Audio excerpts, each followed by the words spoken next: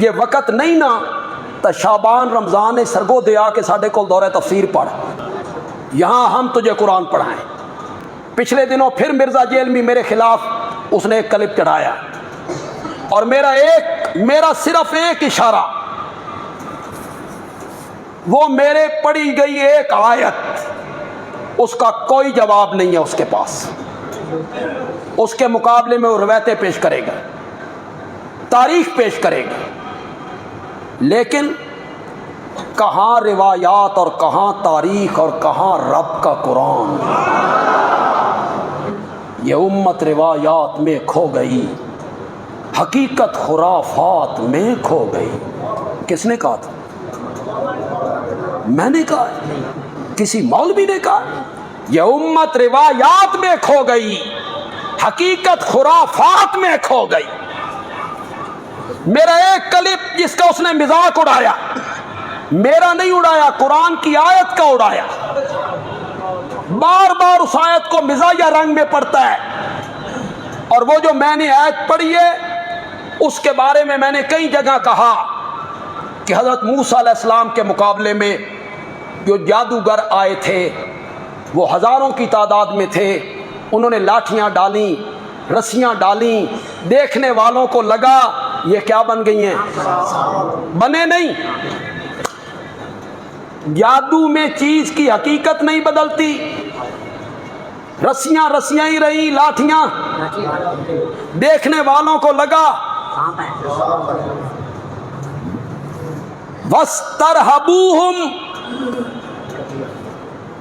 ہمارے حضرت صاحب پنجابی میں معنی کرتے ہیں انہاں لوگاں نو روب وچ پا گدا، لوگ روب میں آ گئے، حتیٰ کہ حضرت موسیٰ بھی ڈر گئے۔ اللہ کو کہنا پڑا لا تخف انک انت الاعلی، آخری کامیابی تیری ہوگی۔ مولا کیسے؟ میدان سانپوں سے لوگوں کو نظر آ گیا ہے کہ بھر گیا ہے، رب نے کہا ذرا اپنی لاٹھی ڈال، لاٹھی ڈالی، یہ معجزہ تھا، حقیقت میں سانپ بنا۔ اس نے کیا کرنا شروع کیا؟ اس نے وہ سارا ڈھونگ نگلنا شروع کیا۔ 1 2 3 4 10 20 100 500 1000 میدان صاف ہو گیا، پھنکار رہا ہے حضرت موسیٰ کی لاٹھی کا بنا ہوا سانپ۔ میں بھی مرزا جیلمی کو کہنا چاہتا ہوں، جتنے حوالے، جتنی روایات، جتنی تاریخ کی باتیں تو نے بیان کرنی ہے کر، میں بھی حضرت موسیٰ علی لاٹھی سٹن لگ گئی، وہ لاٹھی میں پھینکنے لگا ہوں۔ انشاءاللہ سارا ڈھونگ سب قرآن کے مقابلے میں کوئی کیسے ٹھہرے گا؟ قرآن کے مقابلے میں کیسے ٹھہرے گا؟ اور نوجوانوں حقیقت میں اترو اور میری اس بات کو دل کی تختی پر لکھو۔ قرآن پاک نے سورت حدید کی آیت نمبر 10 میں کہا کہ فتح مکہ سے پہلے ایمان لانے والے، فتح مکہ کے بعد ایمان لانے والے برابر نہیں، پہلوں کا مقام بلند ہے، پہلوں کا مقام اونچا ہے۔ پھر اللہ کو پتا تھا کہ بدبخت آئیں گے، وہ کہیں گے جو فتح مکہ کے دن ایمان لائے وہ طلقاء ہیں۔ وہ کیا ہیں؟ طلقاء ہیں۔ کیا مطلب؟ اگر ایمان قبول نہ کرتے تو جاتے کہاں؟ میرا نبی فاتح بن کے آ گیا تھا، ایمان قبول کرنا ان کی مجبوری تھی، ان کا ایمان مجبوری کا تھا، لوگوں نے یہ بکواس کرنے تھے، اس لیے اللہ نے 2 حصوں میں تقسیم کرنے کے بعد آخر میں آ کے کہا مقام فتح مکہ سے پہلوں کا بلند ہے، لیکن کلن اسی سے تکلیف ہے۔ تو پھر بولو نا سارے، ایسے نہیں یار، یہ مسجد ساری گونج جائے۔ اللہ آپ کو قیامت کے دن حوض کوثر سے صحابہ کے ہاتھوں جام پلائے. اللہ آپ کو حوض کوثر پہ صحابہ کے ہاتھوں جام پلائے. کہو کلن کلن وعد اللہ الحسنی. فتح مکہ سے پہلے ایمان لانے والے ہوں یا فتح مکہ کے بعد ایمان لانے والے ہوں، جنت کا وعدہ میں نے سب سے کر لیا ہے. ظالم آدمی، تو قرآن سے جاہل ہے. آج پھر میں تجھے کہہ رہا ہوں کہ تو قرآن سے جاہل ہے. ہمیں کہتا ہے یہ روایات نہیں مانتا، پھر مجھے کہتا ہے یہ مماتی مولوی ہے. تو کون ہے؟ تو نبی پاک پہ موت کے آنے کا قائل نہیں ہے. پھر کہتا ہے اس کلب میں کہتا ہے معاویہ تو فتح مکہ کے دن ایمان لایا تھا، ابو سفیان بھی فتح مکہ کے دن ایمان لایا تھا، یہ طلقاء میں سے ہیں، اس دن ایمان لانا ان کی مجبوری تھی. جاہل آدمی، تو ہمیں تانا دیتا ہے کہ ہم روایات کو نہیں جانتے یا ہم بخاری و مسلم کو نہیں جانتے. سن، تو کہتا ہے کہ معاویہ فتح مکہ کے دن ایمان لایا ہے، میں بخاری سے ثابت کرتا ہوں کہ سیدنا معاویہ فتح مکہ سے 1.5 سال پہلے ایمان لایا تھا.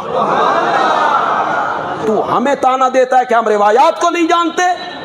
تو نہیں جانتا روایات کو. جو روایت معاویہ کے حق میں ہوتی ہے اس روایت کو بیان کرتے ہوئے تجھے تکلیف ہوتی ہے. 6 ہجری میں میرا نبی صلح حدیبیہ کے لیے آیا تو مشرکین مکہ نے عمرہ نہیں کرنے دی.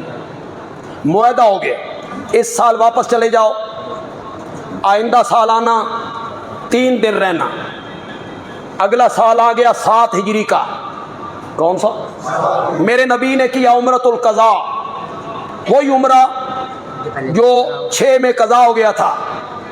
فتح مکہ کب ہوا؟ 8 ہجری میں. فتح مکہ کب ہوا؟ 8 ہجری میں. اور عمرۃ القضاء 7 ہجری میں. صلح حدیبیہ 6 ہجری میں. اٹھا بخاری. بار بار مذاق بناتا تھا کہ مماتی مولوی کہتا ہے کلن کلن. قرآن کی آیت کا مذاق بناتے ہو؟ قرآن کی آیت ہے کلن وعد اللہ الحسنی. جنت کا وعدہ ہم نے. اٹھا بخاری 7 ہجری میں. 7 ہجری میں تو کہتا ہے معاویہ فتح مکہ کے دن ایمان لایا. 7 ہجری میں جتنے میرے مقتدی بیٹھے، پہلے اگر سنا ہے تو ٹھیک، نہیں سنا تو پھر آج آپ کے چہروں پہ بشاشت آنی چاہیے اور یہ سن کے نا آپ کے دل کو ٹھنڈک پہنچنی چاہیے. میرے نبی نے بیت اللہ کا طواف کیا، صفا مروہ کی سعی کی. صفا مروہ کی کیا کی؟ سعی کر لی. 7واں چکر لگا کے میرے نبی مروہ پہ پہنچ گئے. میری طرف توجہ رکھیے گا. مروہ پہ پہنچ گئے، سعی مکمل ہو گئی. ایک کام رہ گیا تھا، ایک کام حجامت کروانا، بال کٹوانا. مروہ پہ بیٹھی ہیں، بال کٹوانا چاہتی ہیں. اٹھا بخاری، اٹھا بخاری. مروہ پہ بیٹھے ہوئے میرے نبی کے بال کاٹنے والے کا نام معاویہ ہے. تو کہتا ہے وہ فتح مکہ کے دن ایمان لائے تھے. تو نے بخاری نہیں پڑھی؟ مروہ پہ میرے نبی کے بال کس نے کاٹے تھے؟ زور سے بولو، زور سے بولو. ڈرتے کیوں ہو؟ کہاں لکھا ہوا ہے؟ بخاری میں. اور بال کاٹے بھی اور میرے نبی کی یہ زلفیں اپنے پاس محفوظ بھی کر لیں۔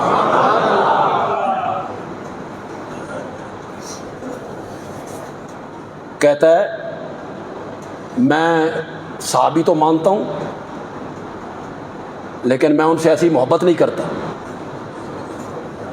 تو محبت معاویہ سے نہیں کرتا، معاویہ کا کیا بگڑتا ہے؟ معاویہ کا کیا بگڑے؟ تو معیار ہے کسی چیز کا کہ تو معاویہ سے محبت نہیں کرتا؟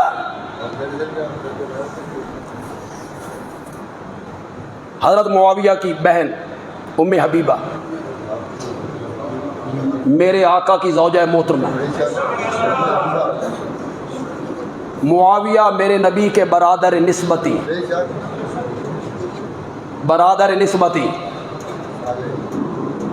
ان کی بہن میرے آقا کی زوجہ محترمہ۔ حضرت معاویہ اپنی بہن کے گھر آئے،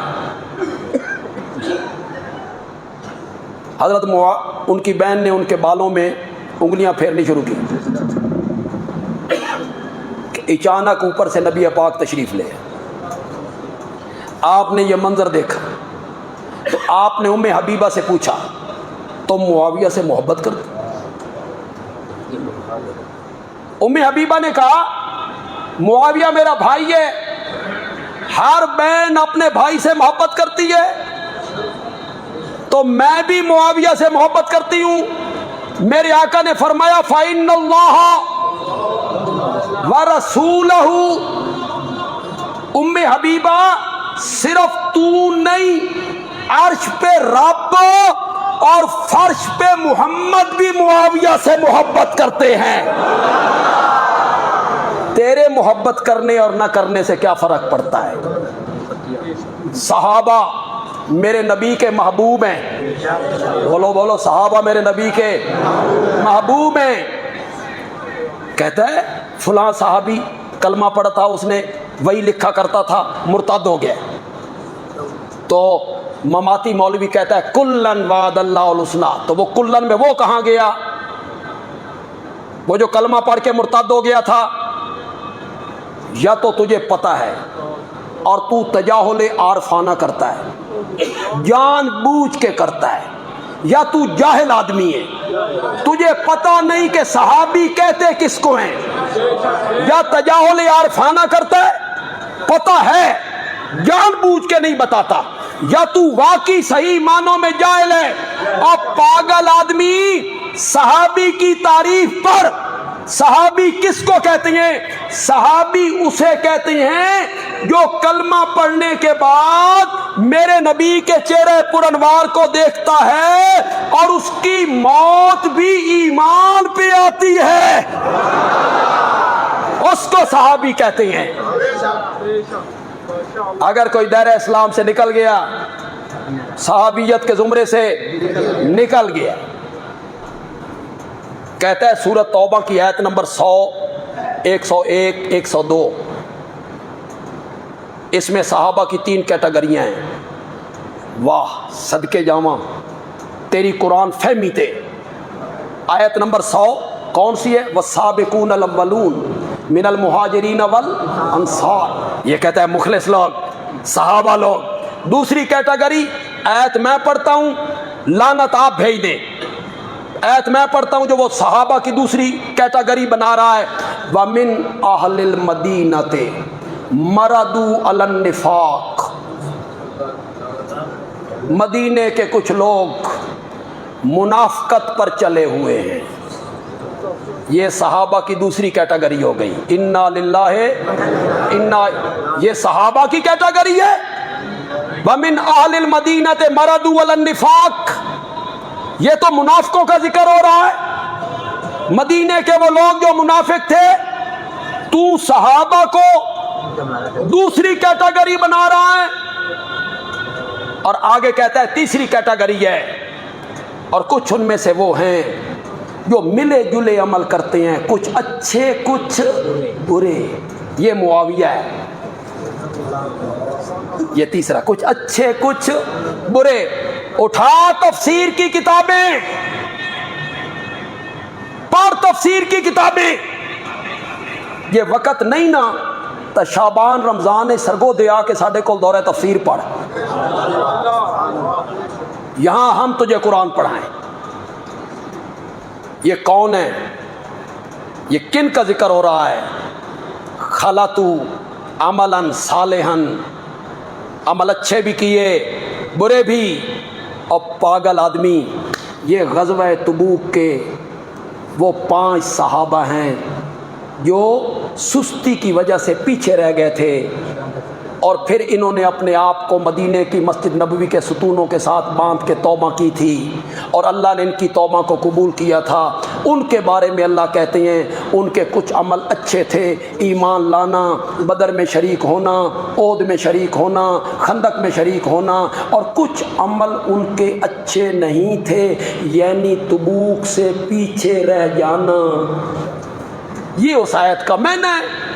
یہ تم نے معاویہ پہ فٹ کر دیے، یہ 3 کیٹیگریاں آپ نے بنا دی، جبکہ دوسری کیٹیگری میں رب نے منافقوں کو ذکر کیا۔ جمعے کا دن بڑا قلیل ہوتا ہے، اور میں چاہتا نہیں ہوں کہ اپنے وقت سے ہم آگے چلے جائیں۔ انشاءاللہ آئندہ جمعہ 1:45 بجے شروع بھی کریں گے اور 1:45 بجے ختم بھی کریں گے۔ بس ایک اعلان کر دیتا ہوں